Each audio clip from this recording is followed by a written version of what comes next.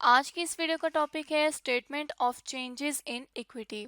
इस वीडियो में हम जानेंगे statement of changes in equity क्या होती है, कंपनी स्टेटमेंट को क्यों बनाती है और किस तरह से बना सकती है। तो उसके लिए सबसे पहले जानते हैं कि statement of changes in equity क्या होती है।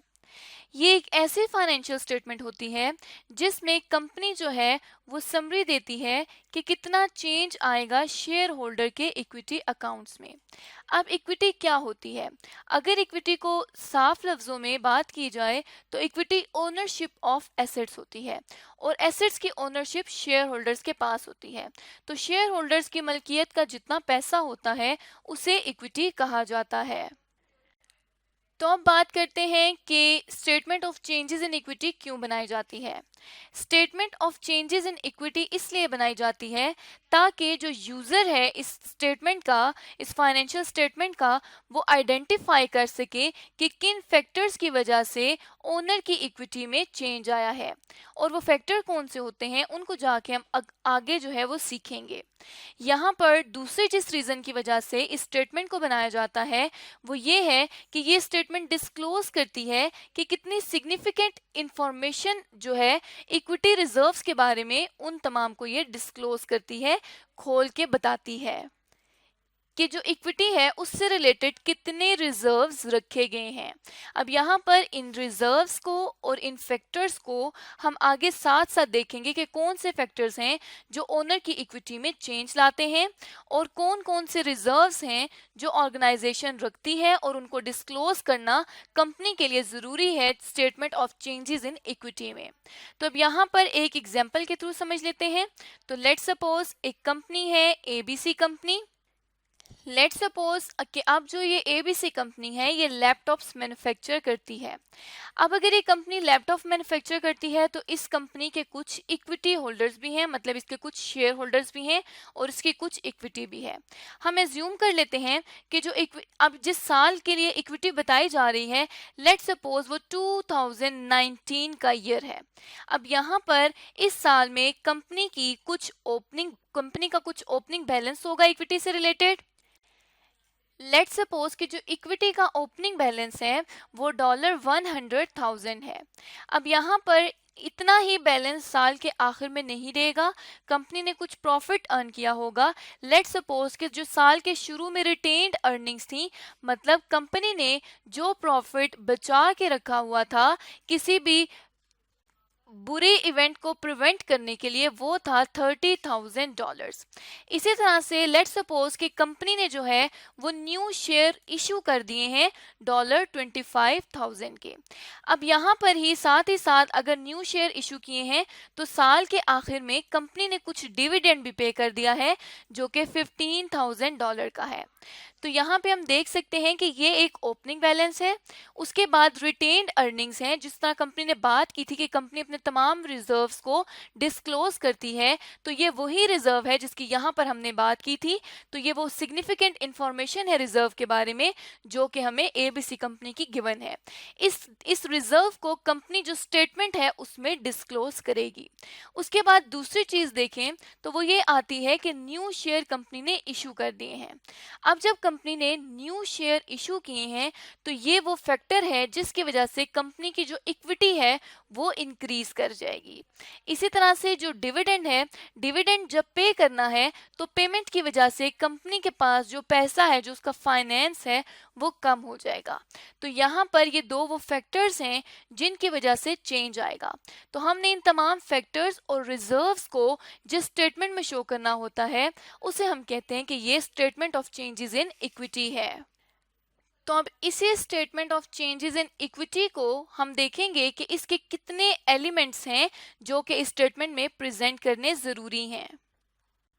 तो अगर एलिमेंट्स में बात की जाए तो सबसे पहला एलिमेंट आता है ओपनिंग बैलेंस का। ओपनिंग बैलेंस जिस तरह से यहाँ पर हमें अवेलेबल है, कितना है? $100,000। तो यहाँ पे ओपनिंग बैलेंस को लिखा जाएगा। उसके बाद अगर कुछ अकाउंटिंग पॉलिसीज में चेंज आया है, मतलब लेट्स सपोज कि अगर जो डेप्रिसिएशन है पहले उसको स्ट्रेट लाइन मेथड से कर रहे थे, लेकिन अब रिड्यूसिंग बैलेंस से कर रहे हैं, तो जो उसकी मेथड में पॉलिसी में चेंज आया है उसको भी यहाँ पर उसका इफेक्ट शो करना है। उसके बाद statement of changes in equity में ये लिखना है कि अगर कोई पुराने पीरियड में, पिछले पीरियड में अगर कोई एरर हो गया था तो उसको किस तरह से करेक्ट करना है और उसका क्या इफेक्ट होगा। जैसे कि लेट्स सपोज अगर डेप्रिसिएशन की ही बात करें तो 10,000 डेप्रिसिएशन थी, जबकि 12,000 डेप्रिसिएशन के चार्ज कर दिए थे। तो अब इस चीज को, जो इसका इफेक्ट होगा, 2,000 ज्यादा चार्ज कर दिए थे, उसको हम यहाँ पर स्टेटमेंट में शो कर देंगे। उसके बाद इन फैक्टर में चेंज की वजह से अगर कोई बैलेंस में चेंज आएगा तो उसको रीस्टेट कर दिया जाएगा बैलेंस को। साथ ही साथ शेयर कैपिटल में अगर कोई चेंज आएगा तो उसको भी लिख दिया जाएगा। जिस तरह से यहाँ पे हमने बात की थी कि जो न्यू शेयर हैं वो 25,000 रुपये के इशू कर दिए गए हैं, तो यहाँ पे चेंज जो आएगा वो 25,000 रुपये से जो शेयर कैपिटल है, सॉरी $25,000 से शेयर कैपिटल जो है वो इंक्रीज कर जाएगा। तो यहाँ पे चेंज इन शेयर कैपिटल भी डालना है। उसके बाद डिविडेंड की बात की कि डिविडेंड जो पे करना है वो $15,000 था, तो यहाँ पे उस डिविडेंड के बारे में भी इंफॉर्मेशन लिखनी है। और जो प्रॉफिट या लॉस या इनकम या लॉस इस पीरियड में हुआ है, जो कि हमें स्टेटमेंट ऑफ फाइनेंशियल पोजीशन से पता चलता है, उसको भी यहाँ पर रिकॉर्ड करना है। लेट्स सपोज कि 100,000 रुपीज का प्रॉफिट हुआ है, तो उसको भी स्टेटमेंट में लिखा जाएगा।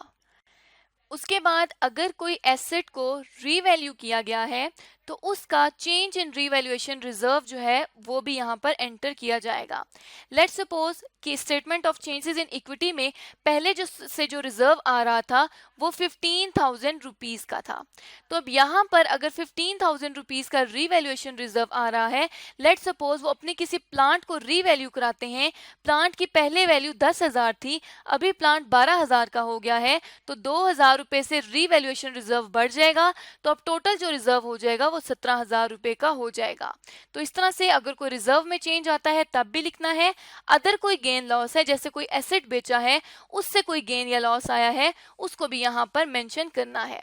उसके बाद ये तमाम आइटम्स मेंशन करने के बाद फिर लास्ट में क्लोजिंग बैलेंस जो है उसे शो कर देना है। और जो क्लोजिंग बैलेंस आएगा वो इन तमाम एडजस्टमेंट्स के बाद आएगा। तो अब चलते हैं, देखते हैं कि statement of changes in equity का फॉर्मेट किस तरह का होता है। तो सबसे पहले तो जिस तरह से हम कोई भी स्टेटमेंट बनाते हैं नॉर्मली उसका नेम मेंशन करते हैं, तो यहाँ पे ABC PLC public limited company mention कर दिया।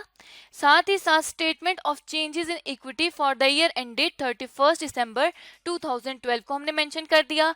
ये statement of changes in equity है, यहाँ पर इस स्टेटमेंट के बारे में इंफॉर्मेशन आ गई। फिर इसी के साथ भी डेट लिख सकते हैं और इसके नीचे वाली लाइन में यहाँ पर भी डेट मेंशन कर सकते हैं। उसके बाद जो इक्विटी है उसमें 3 तरह के मेजर जो रिजर्व्स आते हैं वो है शेयर कैपिटल, रिटेन अर्निंग्स और रीवैल्यूएशन सरप्लस। और ये तीनों जो फिगर्स हैं ये यूएसडी डॉलर्स में लिखी गई हैं। यहाँ पर मेंशन करना है करेंसी को भी कि कौन सी करेंसी में ये तमाम अमाउंट्स लिखी जा रही हैं। उसके बाद बैलेंस लिखना है और बैलेंस जो है वो ओपनिंग लिखना है। जिस तरह हमने बात की कि statement of changes in equity जो है वो 31 दिसंबर 2012 को बन रही है, तो यहाँ पर बैलेंस देखना है 2011 का कितना है, और उसमें यहाँ पर बैलेंस जो है वो मेंशन कर दिया, जिसमें share capital 1 lakh, retained earning 30,000 dollar की है, तो यहाँ पर टोटल इक्विटी 1,30,000 डॉलर की आ गई। उसके बाद देखना यह है कि चेंजेस इन अकाउंटिंग पॉलिसी कोई चीज है या नहीं है, या फिर कोई एरर तो नहीं करेक्ट हुआ इस पीरियड के दौरान। तो यहाँ पे कोई भी एरर करेक्ट नहीं हुआ था, इसलिए हमने इसको ब्लैंक छोड़ दिया। इसी तरह से फिर बैलेंस को रीस्टेट कर देना है। जिस तरह यहाँ पे हमने देखा भी था कि जो बैलेंस है उसको हम लोग रीस्टेट कर देते हैं इन दोनों चीजों को ऐड करने, इनकॉर्पोरेट करने के बाद। तो यहाँ पे सबसे पहले ओपनिंग बैलेंस था, उसके बाद हमने अकाउंटिंग पॉलिसीज के चेंज को लिखा, फिर हमने एरर के लिए देखा कि एरर का क्या इफेक्ट हो रहा है, उसके बाद बैलेंस को रीस्टेट कर दिया है। तो इस स्टेटमेंट में भी हम इसी सीक्वेंस से चल रहे हैं। उसके बाद फिर ये देखना है कि कोई चेंज तो नहीं आया इक्विटी में 2011 के दौरान। तो यहाँ पे अगर कोई इश्यू है, इनकम है, रिवैल्यूएशन गेन है या डिविडेंड है, इन तमाम चीजों को मेंशन कर देना है। तो इनकम को हम रिटेन अर्निंग्स में ऐड कर देंगे, कोई रीवैल्यूएशन गेन, जिस तरह यहाँ पे हमने बात की थी कि अगर रीवैल्यू किया जाएगा कोई चीज़ तो उसको भी हमने यहाँ पर रीवैल्यूएशन रिजर्व जो है वो मेंशन करना था। तो यहाँ पे 2,000 रुपये का रिजर्व आ रहा था, तो टोटल जो रिजर्व है वो 17,000 हो जाना था। मतलब रिजर्व में अगर कोई चेंज आता है, कोई इंक्रीज आता है, तो उसको हम एड अप कर देते हैं।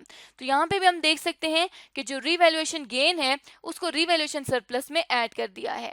इसी तरह $15,000 का डिविडेंड पे हुआ था, तो डिविडेंड को नेगेटिव फिगर में शो कर दिया। अब यहाँ पे शेयर कैपिटल 1 लाख का 1 लाख ही आ जाएगा। रिटेन्ड अर्निंग्स पहले 30,000 की थी, उसमें 25,000 को ऐड करेंगे और 15,000 का डिविडेंड लेस करने के बाद 40,000 रुपये बैलेंसिंग जो है वो फिगर आ जाएगी। उसके बाद इसी तरह से रीवैल्यूएशन सरप्लस शुरू में कोई भी नहीं था, तो यहाँ पे सिर्फ और सिर्फ 10,000 रुपये का रीवैल्यूएशन सरप्लस हमने शो कर दिया। अब इन तीनों का हमने टोटल किया तो $1,50,000 आ गए।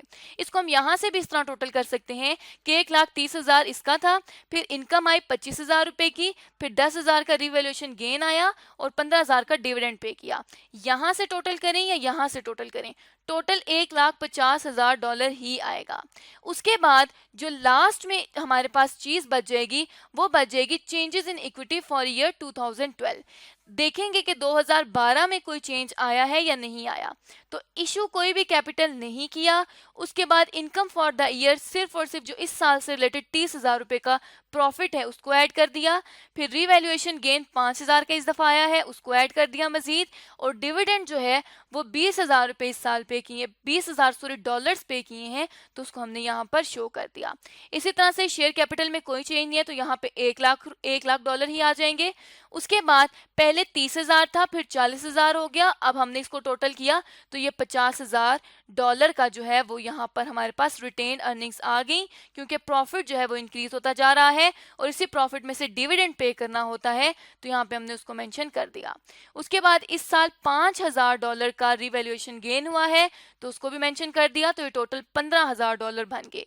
अब हमने इसी तरह से इस साइड से टोटल किया या इस साइड से टोटल किया, टोटल 165,000 ही आता है। किस तरह, 1,50,000 में 30,000 डालें तो उसके बाद 5,000 को मजीद ऐड करें, 20,000 को लेस कर दें, तो $165,000 का यहाँ पे बैलेंस आ जाएगा ईयर एंड का।